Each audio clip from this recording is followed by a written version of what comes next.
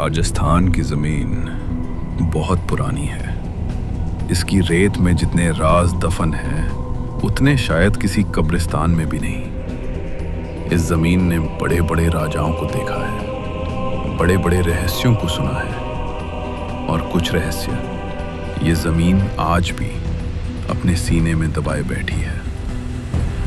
ये कहानी है एक ऐसे इंसान की जो एक बेगुनाह काम के लिए इस ज़मीन पर आया, लेकिन यहाँ उसे जो मिला उसकी उसने कभी कल्पना भी नहीं की थी।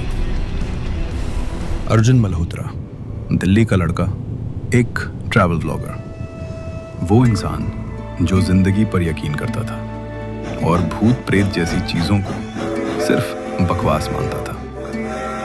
वो भरतपुर इसलिए आया था क्योंकि उसे एक अनोनिमस ईमेल मिली थी जिसमें किसी विक्रम सिंह ने लिखा था, भरतपुर के पास एक पुराना अनदेखा महल है, एक ऐसी जगह जिसे अभी तक किसी ट्रैवल राइटर ने कवर नहीं किया।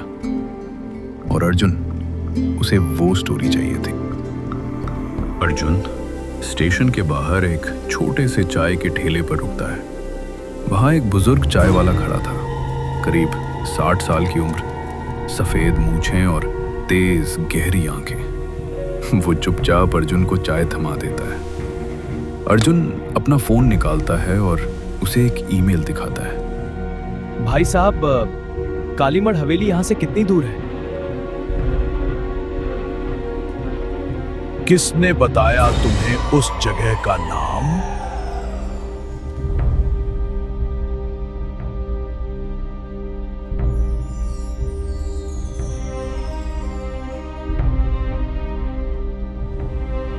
ईमेल आया था किसी विक्रम सिंह का। विक्रम सिंह, वो नाम इस शहर में कोई नहीं लेता। और कालीमठ हवेली, उधर रात को जाने वाले वापस नहीं आते। अरे नहीं यार, मैं ट्रैवल ब्लॉगर हूँ, थोड़ा ड्रामेटिक होना पड़ता है कंटेंट के लिए, है ना? अर्जुन ने अपनी नोट्स देखी। ईमेल में विक्रम सिंह ने सिर्फ इतना लिखा था, कालीमड़ा हवेली में एक ऐसा राज है जो मैं अकेले नहीं उठा सकता। तुम ट्रैवल राइटर हो, तुम्हें यह स्टोरी मिलेगी, मुझे न्याय। बस इतना ही, ना कोई नंबर, ना कोई पता। और फिर अर्जुन की मुलाकात हुई विक्रम की मां से। तुम अर्जुन हो ना, दिल्ली से आए? हाँ, पर आप कौन हैं इतनी रात को? मैं भूरी बाई हूँ, इस धर्मशाला की मालकिन और विक्रम की माँ। उस इंसान की माँ जिसने अर्जुन को वो ईमेल भेजी थी। लेकिन उस बुढ़िया की आंखों में कुछ था ऐसा जिसने अर्जुन को अंदर तक हिला दिया। वो डरी हुई नहीं थी, वो ये मेरा टूटी हुई विक्रम थी। है। था 6 महीने पहले कालीमठ हवेली गया था, किसी ने बुलाया था उसे, ईमेल आई थी। और वापस नहीं आया? वापस तो आया, पर वो विक्रम नहीं था, कुछ और था उसकी खाल में। 3 दिन रहा, तीसरी रात चला गया, हमेशा के लिए। अर्जुन अब एक पत्रकार की तरह काम करने लगा। उसने शहर के पुराने लोगों से बात की, लाइब्रेरी गया, पुराने रिकॉर्ड्स खंगाले, और धीरे धीरे कालीमठ हवेली की कहानी सामने आने लगी। राणा विक्रमादित्य सिंह, भरतपुर का एक ऐसा जमींदार जिसने अपनी जिंदगी के आखिरी वर्षों में एक खतरनाक जुनून पाल लिया था, अमरता का जुनून। कहते हैं उसने एक काले तांत्रिक को बुलाया था और उस तांत्रिक ने उसे एक रास्ता दिखाया।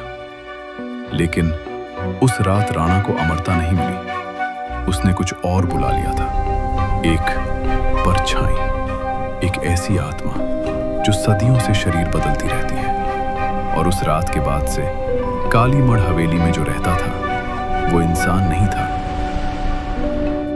यह सब सच है या बस लेजेंड है? जो लोग ये सवाल पूछते हैं बेटे, वो जल्द ही जवाब पा लेते हैं।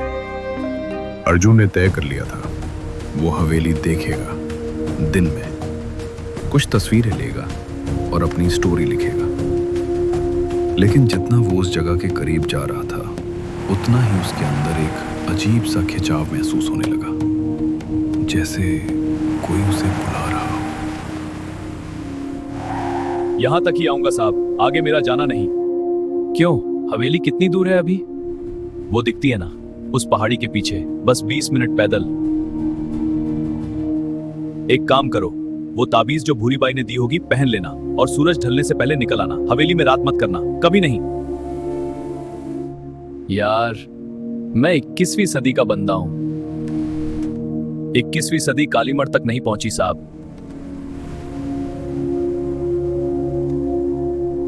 पहली नजर में हवेली बस एक पुरानी जर्जर इमारत लगती थी। टूटी हुई दीवारें, झुकी हुई बालकनियां और हर तरफ फैली हुई वीरानी। लेकिन कुछ था उस जगह में, एक ऐसी खामोशी जो बिल्कुल नॉर्मल नहीं थी, जैसे यहाँ के पत्थर भी सांस रोक कर बैठे हों। अगर कोई ये पड़े भागो, वो तुम्हें देख चुका है।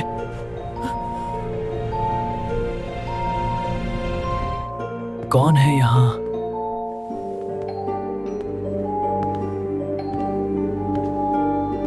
सुनिए, आप कौन हैं? अर्जुन, आखिरकार आ गए। मुझे पता था तुम आओगे। तुम विक्रम हो, भूरी बाई का बेटा?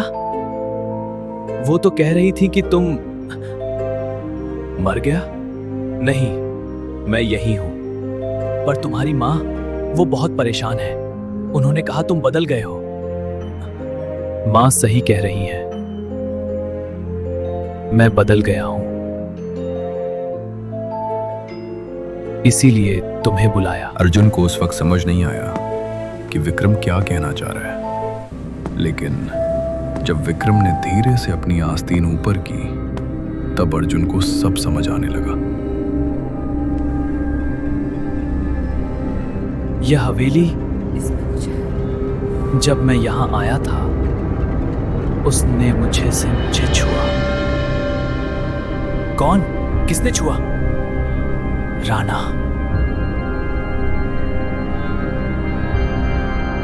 वो मरा नहीं है अर्जुन, वो यही है। शरीर बदलता रहता है और अब वो मेरा शरीर चाहता है। तो हम यहां से निकलते हैं अभी साथ। मैं नहीं जा सकता, वो मुझे जाने नहीं देगा, पर तुम जाओ और एक काम करो। हवेली के नीचे एक तहखाना है, उसमें वो काला पत्थर है जिस पर राणा ने खून चढ़ाया था। जब तक वो पत्थर है, राणा की परछाई नहीं मरेगी, उसे तोड़ना होगा। अकेले? मैं अकेले या कैसे करूं? तुम अकेले नहीं हो, भूरी बाई जानती है। उनके पास राणा के जमाने की लोहे की छड़ है, उसी से वो पत्थर टूटेगा।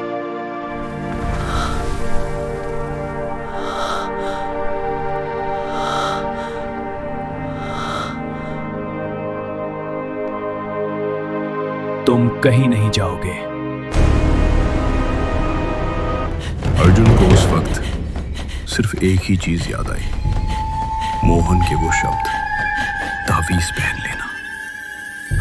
अर्जुन ने तुरंत दौड़ते हुए अपनी जेब में हाथ डाला। यह कहां से मिली तुम्हें? हाँ? अर्जुन वहां से निकल तो गया, लेकिन वो जानता था ये कहानी अभी खत्म नहीं हुई। विक्रम अभी भी उस हवेली में था, भूरी बाई का बेटा, एक परछाई की तरह। और वो पत्थर, वो अभी भी साबुत था।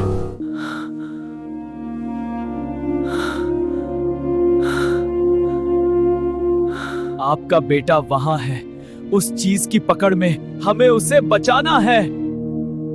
मुझे पता है बेटे, इसीलिए तुम्हें बुलाया था। आपने? पर ईमेल तो विक्रम ने भेजी थी। ईमेल मैंने भेजी थी विक्रम के नाम से, क्योंकि अगर मैं अपने नाम से भेजती तो शायद तुम नहीं आते। पर क्यों मुझे? मैं तो बस एक ब्लॉगर हूं। वो ताबीज उसने तुम्हें रोका ना। राणा को उससे डर लगता है, क्योंकि वो ताबीज उसी तांत्रिक की बनाई हुई है जिसने राणा को उस रास्ते पर डाला था। तभी अर्जुन को समझ में आया, ये सब कोई संयोग नहीं था, ना उसका यहाँ आना, ना तावीज का उसके पास होना। भूरी बाई ने एक योजना बनाई थी और अर्जुन उस योजना का एक जरूरी हिस्सा। उस रात अर्जुन को नींद नहीं आई। भूरी बाई ने कहा था कल रात पूर्णमासी से पहले एक ही मौका है। काली मुड़ा हवेली उसका इंतजार कर रही थी, राणा का इंतजार कर रही थी और विक्रम एक कैदी जो अपनी ही खाल में बंद था। अर्जुन ने तावीज को अपनी मुट्ठी में कसकर पकड़ लिया। कल की रात उसकी जिंदगी की सबसे खतरनाक रात होने वाली थी, पर जाना तो था